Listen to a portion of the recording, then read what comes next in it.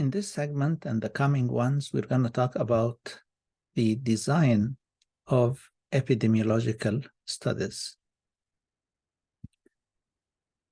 And you can divide, actually not just epidemiological studies, but you can divide all quantitative studies into descriptive and analytic studies. So descriptive studies are used to describe the distribution of disease in terms of personal characteristics, geographical distribution, and time. You're just watching the universe and let it unfold, and you describe in kind of details and in numbers what you observe in this situation. And you do not intervene, and you do not analyze. You do not analyze the results. You only ask 4 W questions: who, what, where, when.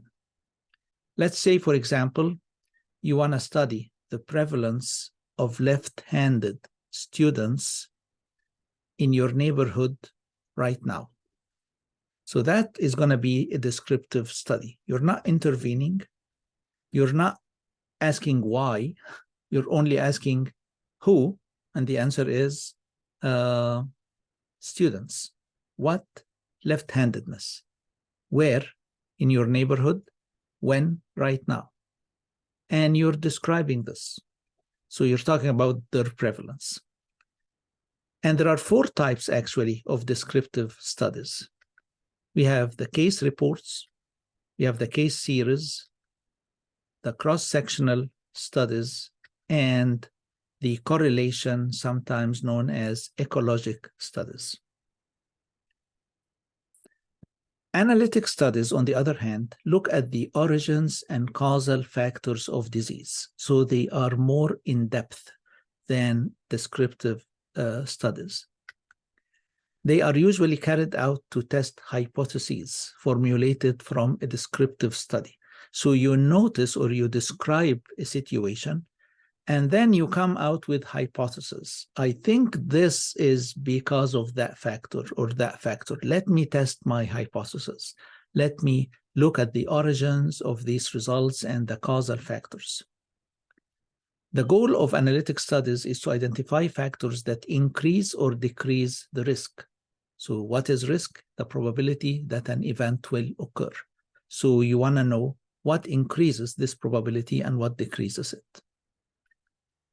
And the analytic studies can be further subdivided into observational, no intervention is done. You observe and you analyze your observation. And interventional, sometimes known as experimental. So here you intervene, you do something. Example of an observational analytic study is a cohort study and case control studies. An example of an interventional study is, of course, the randomized controlled trials.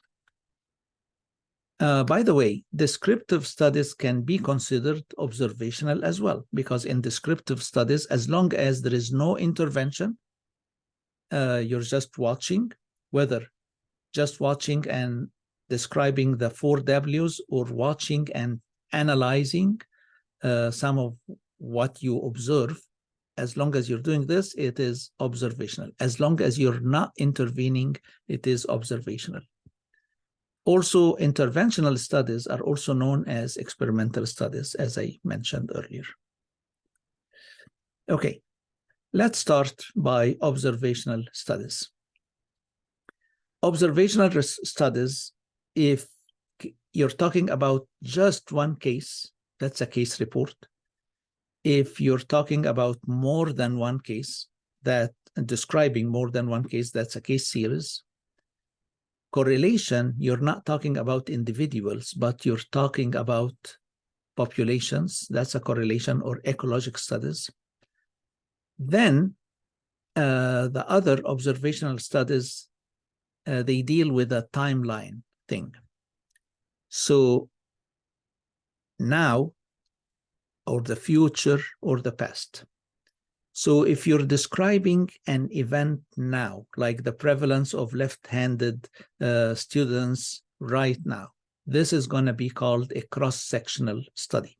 So the time is now, and you're studying what is there now. If you're looking into the future, you're starting with a kind of group of people, and you're going to follow them up to see what's going to happen in the future. That's a cohort study, which means it's a prospective study. You study now, you start the study now, and you're looking for an outcome that is going to happen in the future. So that's a prospective study. If you study now and you go to the past and check what that group exposed to some risk factors or not, so you study now and go back to the past, that's a case control study, which means a case control study is a retrospective study.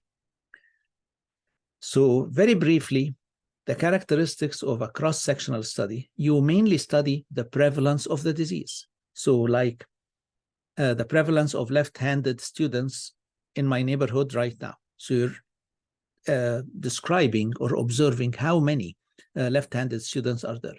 There is no control group. There is no causality. You don't relate whatever. And when you do the statistical analysis for the data, you use the chi-square. For the cohort study, actually, because you start with a group now, and you're looking for, in the future, how many of this group will develop the disease or the condition. So you're looking for the incidence, actually, the number of new cases developing in this group. There is a control group because you start with two groups. One is not exposed to the risk factor, and one you expose them to the risk factor. So there is some causality here.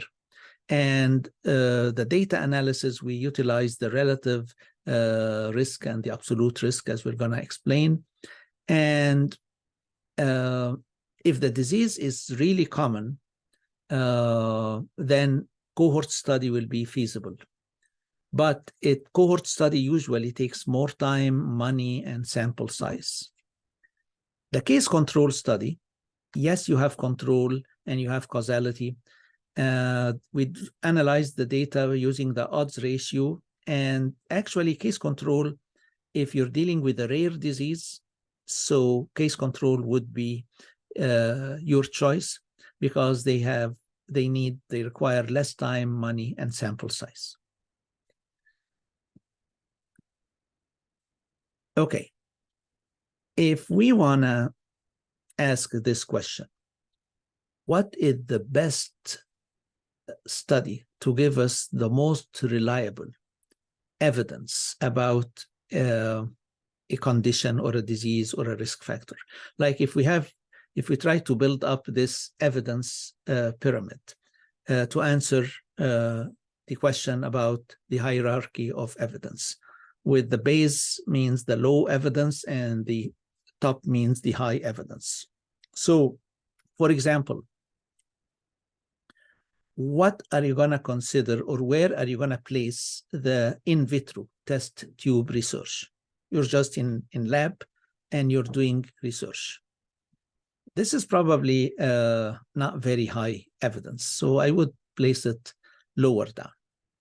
Versus randomized controlled trials, this is definitely towards the top, because randomized controlled trials, you have a control group, you have an experimental group, and the subjects are assigned randomly to the two groups, so it's actually very high evidence.